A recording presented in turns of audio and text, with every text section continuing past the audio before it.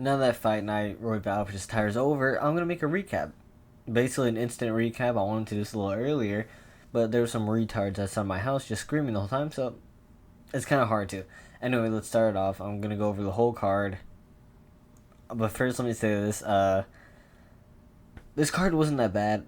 On paper, this card was horrible. I was right for saying that. It was a horrible card. It was trash. But it wasn't that bad. The fights delivered sometimes. And, yeah, we're going to go over the whole card right now. So, starting off with Clayton Carpenter. I didn't like it. Clayton Carpenter, I'm pretty sure he had like a year off before this. I never liked seeing an inactive fighter. But how do you pronounce the name? Rocha? Some shit like that. I'm gonna call him Rocha. He has no ground game. No ground game at all. He's a decent striker. He has a lot of experience, but you can't. I don't I don't know how he has like 18 fights and he has no ground game. No ground game, non-existent. He doesn't know what he's doing. He has no clue. His striking's not bad. I'm sure he'll be a pretty good prospect when he has ground game and when he trains that, but I don't know what he was doing on the ground. It was some of the worst ground game I've ever seen in my life. One of the worst weaknesses in a fighter I've ever seen. But Clayton Carpenter, he was just able to control him at flyweight. That's kind of hard to control someone at flyweight. But he did good. Good win. Exciting prospect. Fight more often, please. You fight more often, you get more wins. You're a pretty good prospect in my opinion. Moving on. Dan Argueta versus Cody Haddon. I mean, it's a good fight. It was actually a really good fight. Dan Argueta, bro, he was talking the most shit. He was like, after this fight, I'm going to humble him and I'm going to make him a better man. That's crazy. Saying that to a grown man. That's crazy. That's... You... If you get flatlined, bro, I'm just going to meme that the whole time. That's just crazy. I'm going to make him a better man by humbling him. Dan Argueta got the most humbled I've ever seen. Saying how I'm better than him everywhere. I've trained only striking for this. I knew my wrestling was already there. My cardio was there. His cardio was ass. He couldn't get a takedown. Or he could. He got 4 takedowns, but he couldn't stay on top that long. Especially in the later rounds. His boxing was ass. But Cody's actually... He's an actual good prospect. I was going to this fight. I picked Cody, and I was like... He might get out wrestled low key because Dan Argueta's wrestling is actually good. He's kind of a workhorse usually. He just got beat up. Like he really just got beat up. All in all though, I actually really liked this fight. It was a good fight, good striking fight. Mostly because he couldn't get to the ground. He couldn't keep it to the ground. By the way, he shot 24 takedowns and only got 4 of them.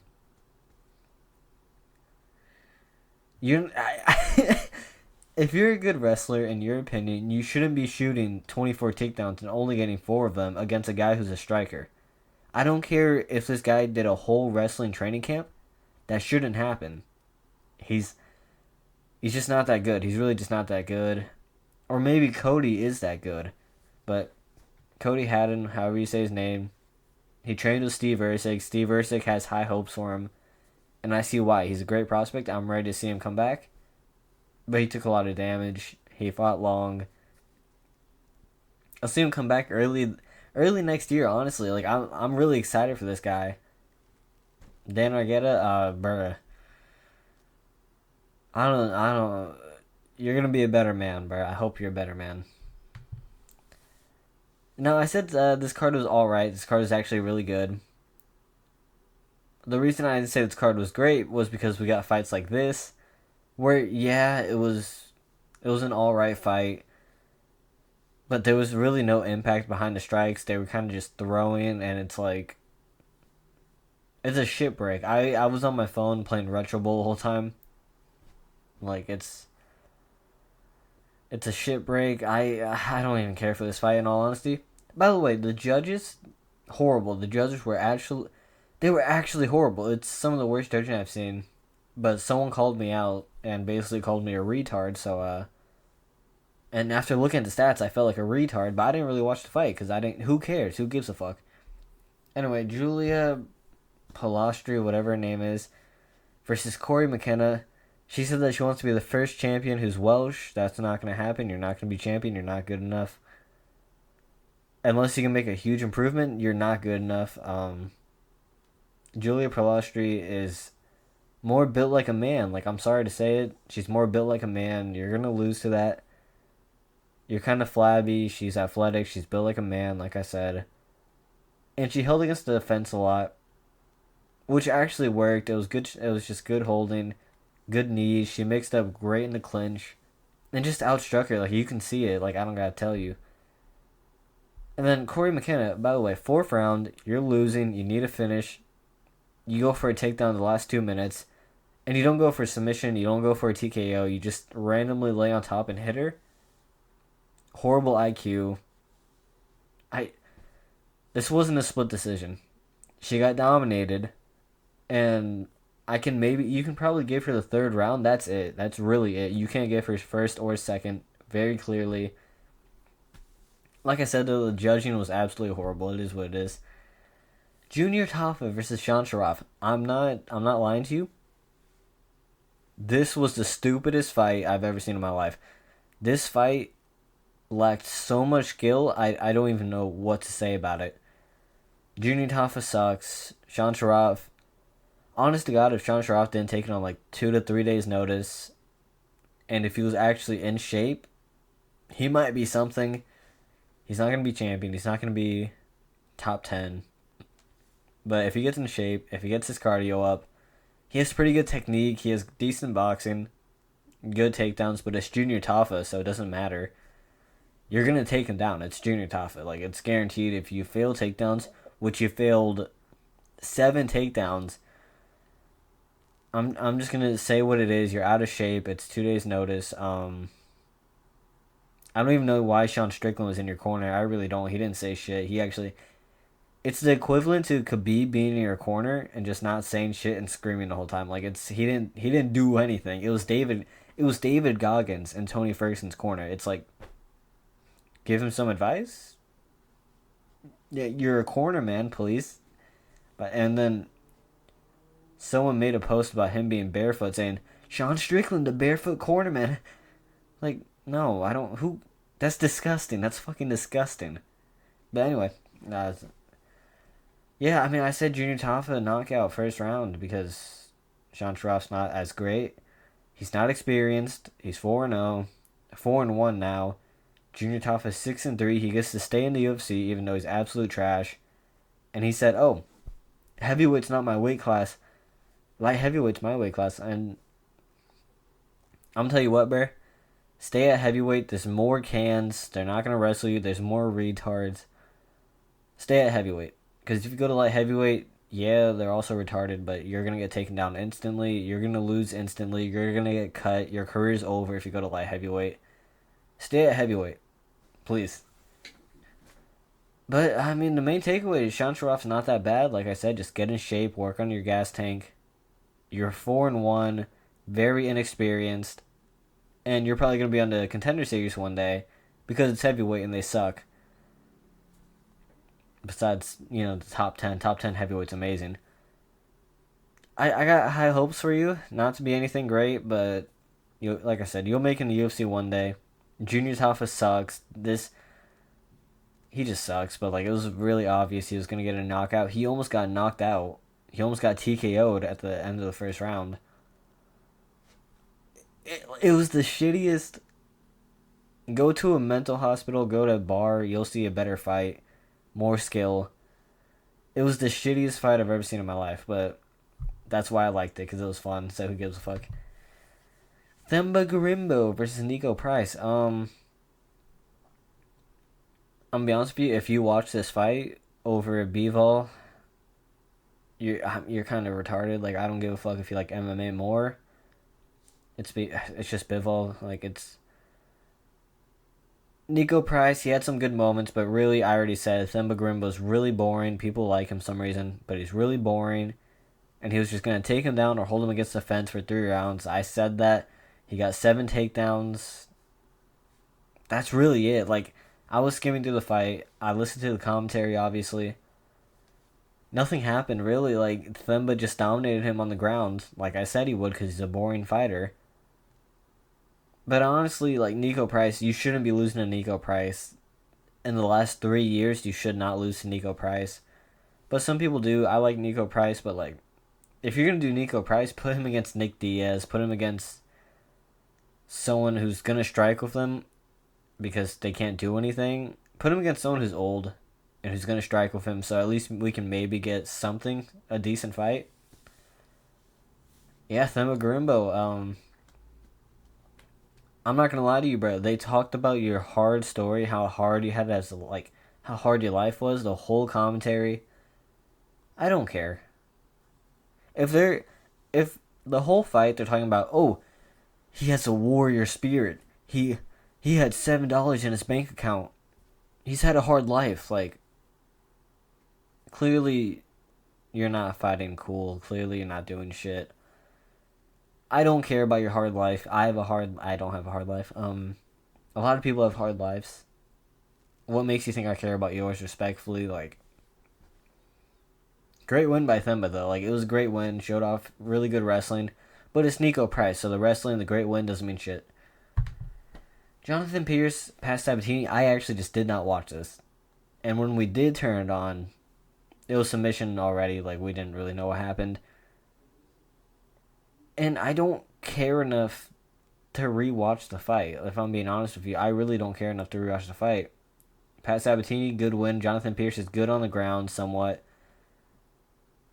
If I remember correctly, I don't think Pat Sabatini has fought in really actively. You didn't really take any damage like that I know of, because like I said, I barely watched the fight. You finished the fight quickly, good submission. Just get back in there so I can maybe watch your next fight. I don't care about Pat Sabatini or Jonathan Pierce. I mean, rewatch the fight if you want. That's my review. Pat Sabatini, great submission. Jonathan Pierce isn't that bad, especially on the ground. And you know, Bivol, Bertabia, like, it was just clear. Like, you should have watched boxing over this shit. I'm not gonna lie to you. Boxing was great until Bertabia robbed him. I'll get on with that later. Anyway. CJ Vergara versus Ramazan Tamirov. I'm tired of these names, bro. I'm not gonna lie to you. Ramazan's really exciting. CJ Vergara, he's not bad. He's not a bad guy. He's tough, but he usually wins the fights in the second and third. And Ramazan's just a really good fighter. Maybe not a really good fighter, but he looks like an action. He has the physique of an action figure. Like, he's got a big head. He's got a small body, but he's just completely ripped. And he just went out there and beat the brakes off him. Like, he just beat the shit out of him. Like, there wasn't really much technique. He rocked him once, and he was like, "I'm just never gonna let you go." And he just beat the shit out of him. He beat him down. He jumped him. He literally just jumped him. Yeah, great finish. Like I said, this card had some really good highlights. This card was actually pretty good. But the lows of the low were kind of... It wasn't the worst we've ever seen, but it wasn't the best. You know what I'm saying? Ramazan, yeah, great performance. Really outmatched CJ. Like, he really did. Like I said, there's not much you can say. Like, watch the fight. Like, he just beat the brakes off him. I wanna go in depth about what happened. But he just beat the brakes off him. Like, there's not much to say. Now here,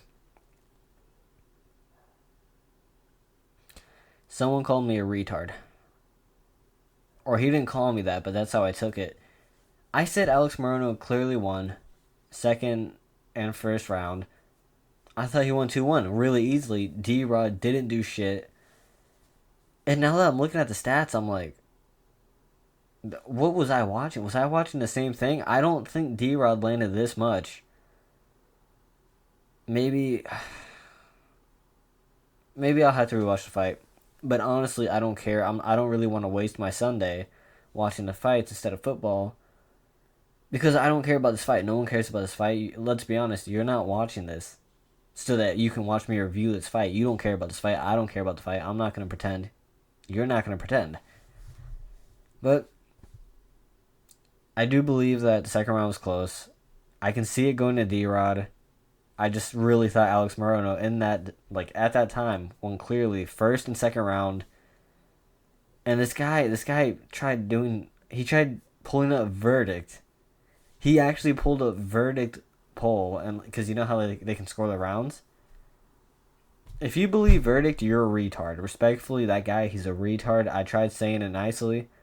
I tried telling him I don't give a fuck, but in all honesty, he's a retard. Everybody who does verdict, they just pick their own guy to win. Like it's it's like if I bet on football and they're like, "Oh, who do you think's gonna win?" Like obviously the guy I fucking bet on. What? This guy's a fucking retard, bro. Get him off my fucking. Hey, but if he subscribes, who cares? You know, he's my best friend. You know what I'm saying? But yeah, I thought 2-1, Alex Morono pretty clearly. Like I said, D-Rod didn't do shit. The glazing in this fight by Michael Bisping and everybody else was crazy. In the second round, D-Rod still wasn't doing anything, and they were like, "Oh, D-Rod's coming back. You can't slow down against D-Rod." Yes, you can. D-Rod sucks. He's actual dog shit. But I chose D-Rod. I chose him to win decision or TKO in the third round. So I'll take a robbery. You know, it's a right prediction, I guess. Like who gives? If it benefits me, I don't care, bro. You know what I'm saying? Grant Dawson versus Rafa Garcia. I thought this was gonna be another boring Grant Dawson fight, and as soon as I saw him get the first like takedown, I was like, oh, it's gonna be boring. It's gonna suck. He just beat the brakes off. Like he just straight up elbowed him, cut him open immediately. His ground and pound was great. I knew he wasn't gonna submit him because Rafa Garcia is good on the ground. But Grant Dawson's wrestling, he's just another level. He's really great on the ground. We all know he's great on the ground. But he's boring. He just has a boring skill set. Wrestling, I hate to say it, it's kind of boring, but this was dominant. This was not boring. This was a completely different performance than what we usually see from Grant Dawson. I want to see this. I want to see this Grant Dawson. We already know he's good. He's like 22-2. He lost to Bobby Green. By the way, Bobby Green fluked that. We all know that. We all know he's good. Which is why I'm confused why, since he lost to Bobby Green, he's not really fighting great competition. He should still fight good competition. Like, I don't know why all of a sudden he loses. Oh, let's give him the worst of the worst. Not that Rafa Garcia is bad, but Rafa Garcia hasn't fought in a year and a half before this, and he beat Clay Guida. So, not great either. Jared Gooden versus, I'm just going to say Chidi. I'm not going to say his last name. I'm just not going to do it. This is how you clinch. Mario Batista, people like that who just, take notes. This is how you use your clinch. This was a great performance. Some people might say it was boring, but he controlled him in the clinch. Kneed him over and over again. Powerful shots. And Jared Gooden really just had no answer for the majority of the fight. He got 2 takedowns. Didn't really mean much. Like, it really just didn't mean much at all. Chidi obviously won this fight. He did good. He outstruck him in the clinch. This, like I said, this is how you use clinching. You don't just hold him against the fence. You do this. You have to do this. It was a great performance. I know I don't like people dry humping other people, especially men. If it's a girl, I don't care. You know, I'll watch it. If it's men, I don't want to see you dry hump another man. And he took that to heart. He kneed him over and over again. He beat him up in the clinch. This is how clinching and grappling was supposed to be used in MMA. Great performance. Brad Tavares versus Iron Turtle. I don't know why the stats aren't out for this one. I could have sworn a screenshot of that, but I mean, who cares? We all saw the fight. Or if you didn't, then that's why you're watching the video. It wasn't a split decision. They gave a split decision to Iron Turtle. Brad Tavares didn't win. He didn't win that third round. He didn't win the first. I thought he won the second. Everybody thought he won the second, but he clearly lost the first and the third. The split decisions were bad. They were just bad. And Brad Tavares has a really good he has really good takedown defense. Iron Turtle just took him down 2 to 3 times, I believe 2. His boxing was good. He needs a little head movement, but it's middleweight. He has really a thick, wide body for it. He's kind of bulky for middleweight. It's kind of hard to have head movement when you do that. He was getting hit 1-2s over and over again. Iron Turtle was. But he just kept throwing and overwhelmed Brad Tavares eventually. The calf kicks, Brad Tavares had no answer to it. I'm so happy Joe Rogan wasn't commentating because he would have came in his pants. I believe that wholeheartedly. He would have said, "Oh, those calf kicks, man. He just can't block him. You can't do anything about those calf kicks." It's like I'm just really happy he wasn't on this card because he would have been my least favorite fighter. Not fighter. He would have been my least favorite commentator by far. But honestly, good fight. Like Iron Turtle completely destroyed him in the third round. The first round was close, but clear Iron Turtle. Brad Tavares, he won the second one pretty clearly in my opinion. I don't think anybody had a 2-0 Iron Turtle. I know I'm saying Iron Turtle besides his actual name, but like it's just a cool nickname. It really is. And honestly, it's just a great win. Brad Tavares is good. Like I said, he's not easy to take down by any means. He's a really experienced guy. This fight was supposed to happen earlier, I think July, but they moved it to here. And it shows that these guys were really well, they were just well prepared. They fought their hearts off. Brad Tavares, much respect to him. Obviously, he's a veteran. Iron Turtle pushed through a lot of adversity. These guys are both they're good middleweights. Like, and it was just a good fight between two guys who wanted to win. So, moving on to the main event, Taira versus Brandon Royval. I want to say something about this fight, and the reason I want to bring this up is because I think Taira is a lot like Shavkat, where you look at his record, he's undefeated, he has really good momentum, and then you look at who he's fought and who he struggled against, and you're like, oh, it's not. When it comes to, he's just not at that level. Basically, is what I'm trying to say. It's like, I think he's all like Shavkat, where I think Shavkat is like obviously he's good. Obviously he has a great future. Obviously he's probably gonna be champ one day. But just compared to the higher division, he just doesn't have the experience.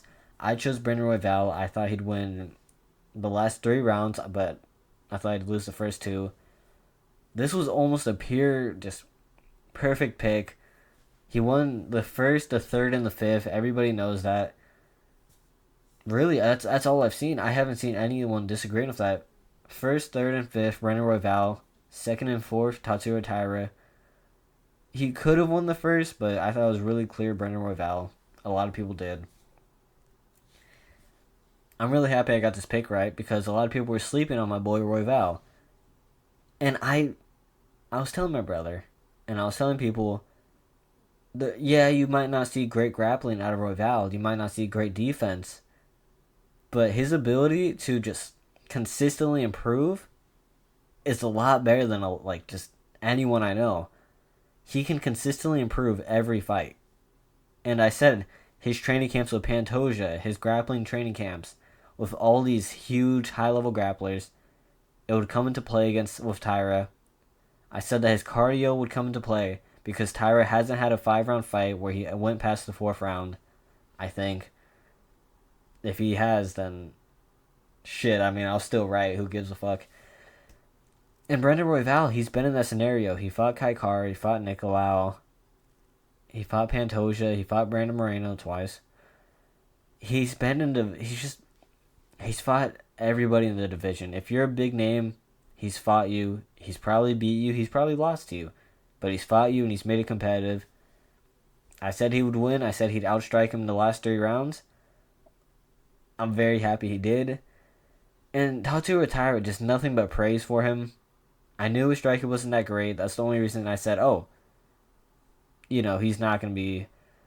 He's just going to get boxed up. His striking impressed me a decent amount. It still needs improvement. But he impressed me. He tagged Royval a couple times. A really good amount of times, actually. But when the fight mattered, when someone needed a decisive moment to win the fight, Royval pulled through. He just has a great fitting nickname, Raw Dog. Like, he's a dog. He just goes through all the fights. He's a brawler. One critique, he's a retard. He's an actual retard. This man, he went into so many grappling exchanges with Taira willingly. He could have got up multiple times, but he pulled for a submission, or he jumped on top. And I think that's one of the reasons the fight was so close, because he could have got up a couple times, but he said, oh, let me go for the armbar, let me go for this, let me go for that. You got to work on that. You're a striker. I understand your grappling's good, your scrambling's really good. You're a striker. Tatsuro Taira's, dare I say, the best person, the best flyweight on the ground. I really believe he is. Because Pantoja gets people to the ground, but he's not taking backs like that. He's not transitioning like that. He's not controlling someone that whole time. So I'd say Taira's the best person on the ground, honestly. And Taira is going to be a future champion. He's 24, 25. He put up a great fight against Royval, who, like I said, is the second best flyweight, in my opinion. Besides Pantoja, obviously. People were sleeping on him. People, they really just love Taira. They went to the hype of Taira. He's undefeated. Like I said, you look at his wins. His best win's Alex Perez, who, I don't want to say he fluked it, like I said, but you saw it. I said it, that whatever he did to dislocate or whatever he did to Alex Perez's knee, that's not something that's viable later on. You can't just do that. You're not going to do that to someone else. It's not a weapon. It's not a signature move. That's not one of his strengths. He can't do that to a different fighter. That's just something that sometimes happens. And really, like I said, I was impressed by this performance. I actually didn't expect it that much. I thought Royval might have been... Watching the third round, I thought Royval was going to be able to TKO him. He pulled the arm bar when he could have got up. And one thing I want to see from Royval is his clinch work. You can see multiple times where he's up against Taira. Taira's like this. And he's just blocking. And Royval's just hitting. But he's just hitting the guard. He's just headhunting. Pull his head down. Throw a knee. Uppercut to the body. You got to work the body sometimes. You got to throw the knee. Obviously, he tries throwing the knee. But it's like he throws the knee as an entry. And I don't like that. You need to throw the knee when someone's right in there. When someone's just doing this against you. And he has his head down. Throw the knee. Whether it hits to the body, the head, pull the head down, throw the knee. Like I said, just go to the body, uppercut. It all works. Just don't throw hooks because that's not going to do anything in that scenario. Like I said, I think Royval made it a lot harder for himself than he had to. But I called it perfectly. I'm very happy. I think I did pretty well in this card. I don't remember what my total score was, but out of all the fights I told you, where I made the prediction video on, I think I went... I want to say 5-1. I want to say I did 5-1. Okay, let's see. I did Taira 1-0, 1-1, 2-1, 3-1, 4-1, 5-1. Yeah, 5-1. I did pretty good out of all the fights I predicted. I don't remember my total score, obviously, but like, if you put a parlay on my shit, it hits. Like I'm just a good predictor. It is what it is. If you enjoyed the video, like, subscribe. Honestly, just do whatever the fuck you want. But I hope to see you here. And thanks for all the support, man. This card was really good, and I'm sorry I said it was shit, but it was shit. And I had to make another video after this. Yeah. Honestly, like I said, good card. I hope to see you here for the next whatever video I make. And yeah, appreciate all the support.